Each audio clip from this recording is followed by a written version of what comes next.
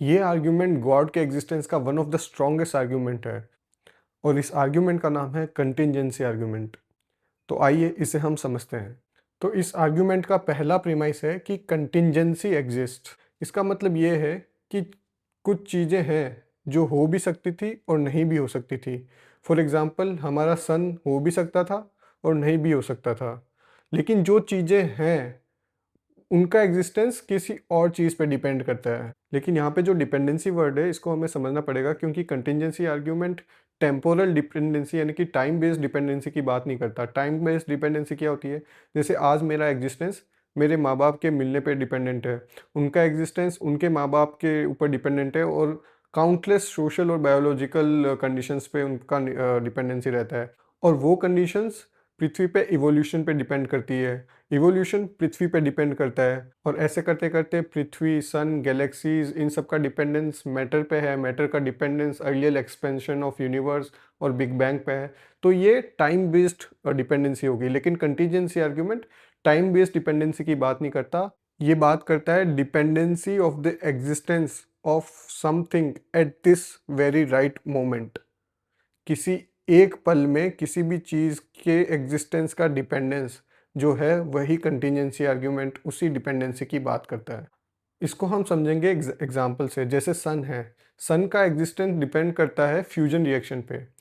Fusion reaction का भी existence depend करता है जो मैटर जो फ्यूज हो रहा है उस पे। और इतने सारे मैटर का आसपास होना कि वो फ्यूजन रिएक्शन को जन्म दे वो डिपेंड करता है ग्रेविटी पे। तो इस तरह की जो एक मोमेंट पे जो एग्जिस्टेंस के लिए दूसरी चीज़ों पे डिपेंडेंस है, वही उसी चीज़ को कंटीजेंसी कहा जाता है। तो इस एग्जांपल से हम समझ सकते हैं कि कंटीजेंसी एग्जिस्ट करती है। अगर वो एग्जिस्ट नहीं करी होती तो सारी चीज़ें ऐसे ही हो जाती, उनका कोई एक्सप्लेनेशन नहीं होता, वो बस होती। और बस ऐसे ही हो जाना बिना किसी एक्सप्लेनेशन के, इसको ब्रूट फैक्ट कहा जाता है। इस आर्ग्यूमेंट का दूसरा प्रीमाइस है कि यूनिवर्स में जितनी भी चीज़ें हैं वो सारी कंटिंजेंट है। इस चीज़ को प्रिंसिपल ऑफ सफिशिएंट रीज़न भी कहा जाता है। ये प्रीमाइस कहता है कि यूनिवर्स में जितनी भी चीज़ें हैं हर चीज़ का कोई ना कोई एक्सप्लेनेशन होना चाहिए, इसके एग्जिस्टेंस का कोई ना कोई रीज़न होना चाहिए। और अगर किसी चीज़ के एग्जिस्टेंस का कोई एक्सप्लेनेशन नहीं है, वो किसी दूसरी चीज़ पे डिपेंडेंट नहीं है, तो वह ब्रूट फैक्ट हो जाएगी कि वो बस है, इसका कोई एक्सप्लेनेशन नहीं है। और अगर हम ब्रूट फैक्ट को मान लें तो ये हमारी साइंटिफिक इंक्वायरी या लॉजिकल इंक्वायरी को ख़त्म कर देगी, क्योंकि फिर हम सभी चीज़ों को ब्रूट फैक्ट मान लें कि बस हाँ ये वो है। हम किसी भी चीज़ को जानने का प्रयास, उसके एग्जिस्टेंस का कारण, उसके एक्सप्लेनेशन का कारण क्यों ढूंढ रहे हैं।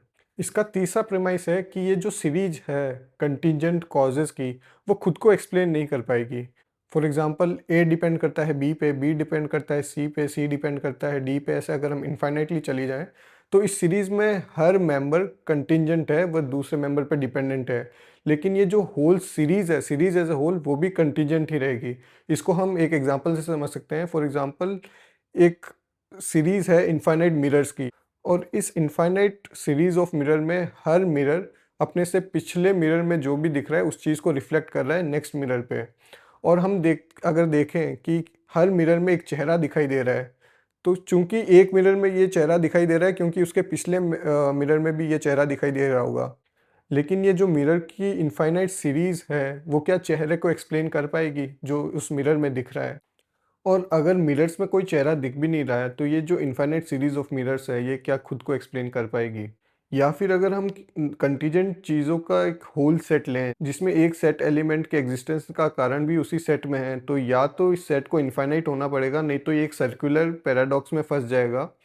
तो ये सेट एज अ होल खुद को एक्सप्लेन नहीं कर पाएगा, इसका कारण इस सेट के बाहर ही होना पड़ेगा। और ये सेट अगर इनफाइनाइट भी है तो या तो हमें ये मानना पड़ेगा कि ये ब्रूट फैक्ट है कि ये बस है, नहीं तो इस सेट के अंदर ये सेट क्यों है इसका एक्सप्लेनेशन या इसका एग्जिस्टेंस का कारण हमें नहीं मिलेगा। तो ये सेट भी कंटीजेंट ही होगा। लेकिन अब ये जो पूरा आर्ग्यूमेंट है कंटिंजेंसी का वो अपने ही प्रीमाइसेस के कारण फंस गया, क्योंकि अगर हर चीज़ का एक्सप्लेनेशन होना पड़ेगा तो हमें लास्ट में एक ऐसी चीज़ पे आना ही पड़ेगा, हमें एक ऐसे एग्जिस्टेंस को स्वीकारना ही पड़ेगा जिसका खुद कोई एक्सप्लेनेशन नहीं है। तो ये थोड़ा आयरॉनिकल और फनी नहीं है कि जब हम ये मान लेते हैं कि हर चीज़ कंटिंजेंट है, हर चीज़ का एग्जिस्टेंस किसी दूसरे पे डिपेंडेंट है, हर चीज़ का कोई एक्सप्लेनेशन है, तो हमें ऐसी चीज़ पे आना ही पड़ता है जिसका कोई एक्सप्लेनेशन नहीं है, जिसका एग्जिस्टेंस किसी और पे डिपेंड नहीं करता। और यही कंटिंजेंसी आर्ग्यूमेंट प्रूव करना चाहता है कि ऐसा एक बीइंग एग्जिस्ट करना पड़ेगा जो कि नॉन कंटिंजेंट है, जिसका एग्जिस्टेंस बस है। इसे नेसेसरी बीइंग भी कहा जाता है क्योंकि इन आर्ग्यूमेंट्स, इन प्रीमाइसेस के अनुसार वो नॉन एग्जिस्टेंट हो ही नहीं सकता, उसका एग्जिस्टेंस ना होना नामुमकिन है, इसीलिए इसको नेसेसरी बीइंग कहा जाता है। और इसी तरह इसका चौथा प्रीमाइस यही है कि ऊपर के 3 प्रीमाइसेस के अनुसार हमें एक ऐसा नेसेसरी एग्जिस्टेंस चाहिए कि जो जिसका नहीं होना नामुमकिन है, जिसे होना ही पड़ेगा। और इसी चीज़ को नेसेसरी बीइंग कहा गया है, जिसे कई लोग गॉड भी कहते हैं। लेकिन फिर इस पे ये सवाल उठता है कि क्या हम यूनिवर्स को ही नॉन कंटिंजेंट नहीं मान सकते? क्यों हमें एक फर्दर स्टेप लेना पड़ता है कि यूनिवर्स को कंटिंजेंट मान के उसके एग्जिस्टेंस को हम non contingent being, necessary being पे डिपेंड मानते हैं? हम यूनिवर्स पे ही क्यों नहीं रुक सकते? क्या यूनिवर्स खुद नेसेसरी नहीं हो सकता? तो इसका जवाब है कि ये डिपेंड करता है कि आप यूनिवर्स की क्या डेफिनेशन डिफ़ाइन करते हो।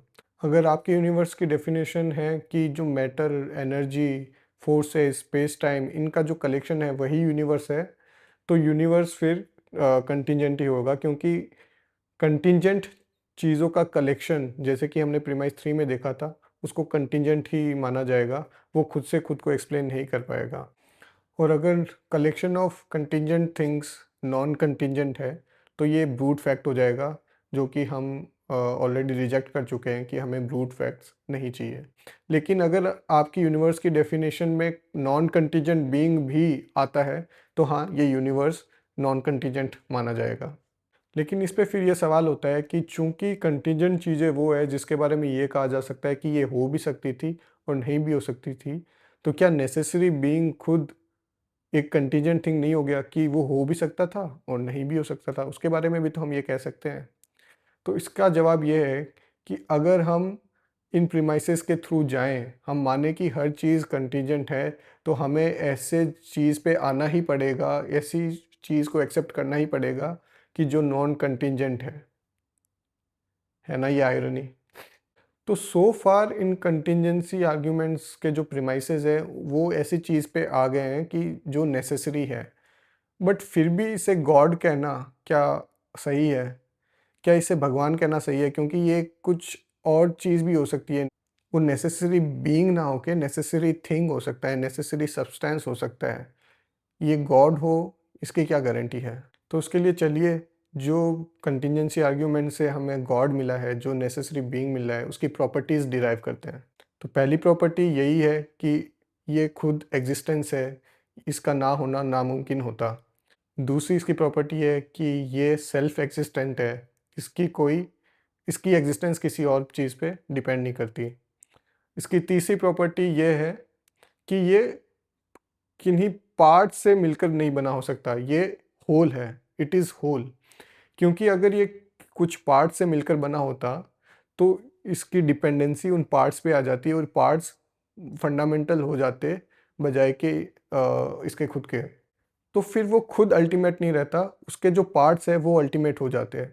तीसरी इसकी ये प्रॉपर्टी हम डिराइव कर सकते हैं कि ये ओमनी प्रेजेंट और टाइमलेस है, क्योंकि स्पेस और टाइम का ओरिजिनेशन भी इस नेसेसरी बीइंग के थ्रू हुआ है, इसका स्पेस टाइम का एग्जिस्टेंस भी इस पे डिपेंड करता है, तो ये खुद स्पेस टाइम से बाउंड नहीं हो सकता।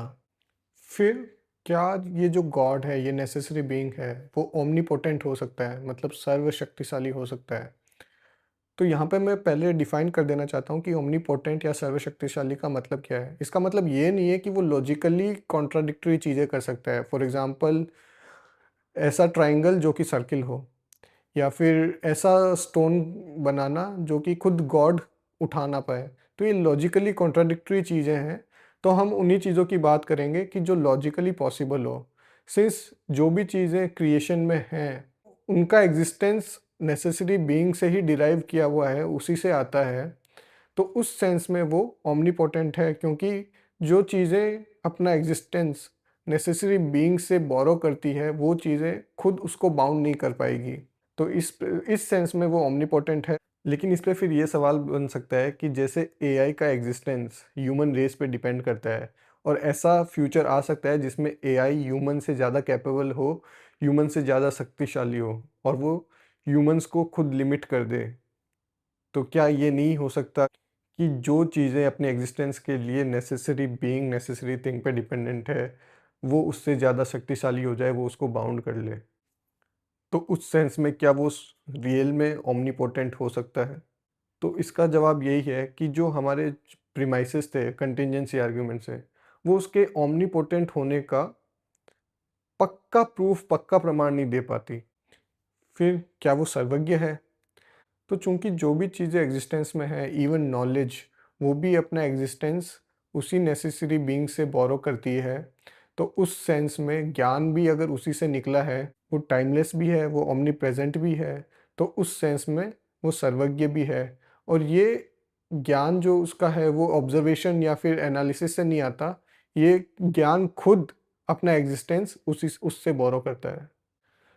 फिर आता है कि क्या जो नेसेसरी बीइंग है, नेसेसरी थिंग है, वो एक ही है, वो मल्टीपल भी हो सकती है?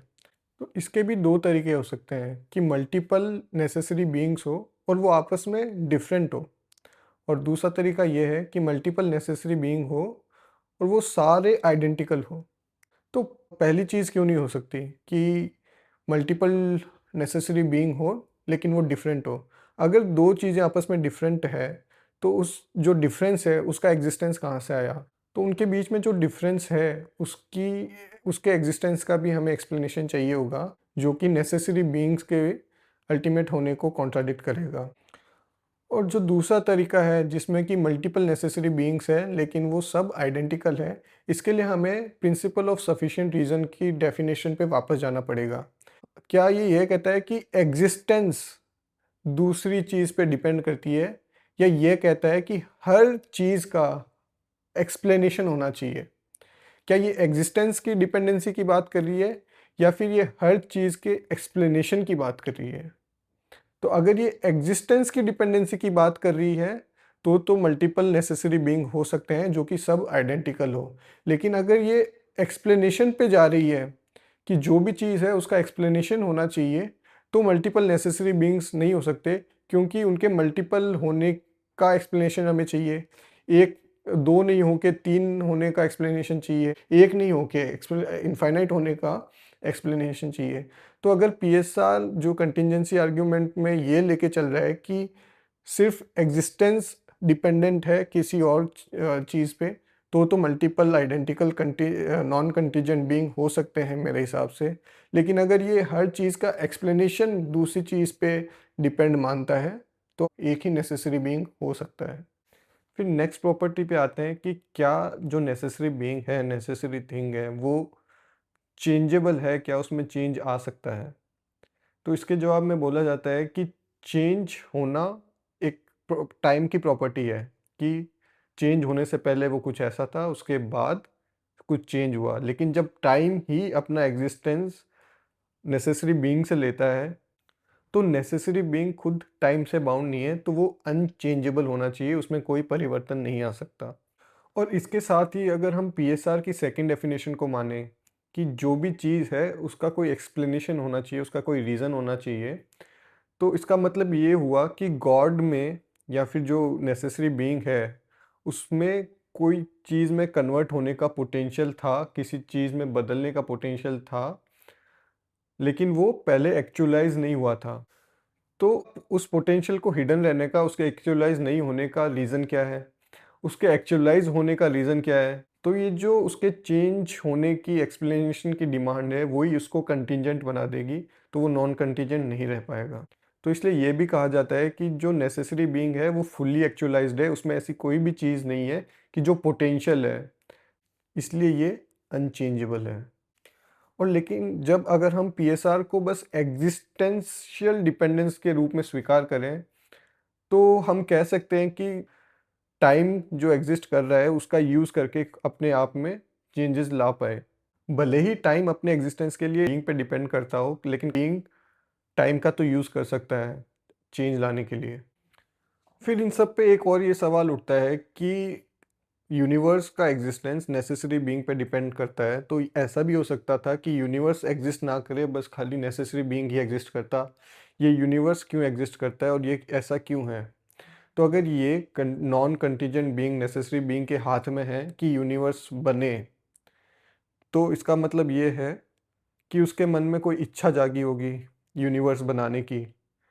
अगर उसके मन में किसी चीज़ को बनाने की इच्छा जागी, तो इच्छा किसी चीज़ के अभाव के कारण ही जागती है। अगर किसी चीज़ का अभाव नहीं है, तो थॉट भी नहीं आएगा, तो कोई इच्छा भी नहीं आएगी। और अगर उसमें कुछ अभाव है, तो हमें उस अभाव का भी एक्सप्लेनेशन चाहिए होगा, उस अभाव के एग्ज़िस्टेंस का प्रूफ़ चाहिए होगा। तो वो उस चीज़ को नेसेसरी बीइंग को ही नॉन कंटीजेंट बना देगा। तो इसके बारे में ये जवाब मिलता है कि जो क्रिएशन की ये जो विल है या फिर जो क्रिएशन की प्रॉपर्टी है, वो उसका नेसेसरी बीइंग का स्वभाव है। वह बाय नेचर ही ऐसा ही है।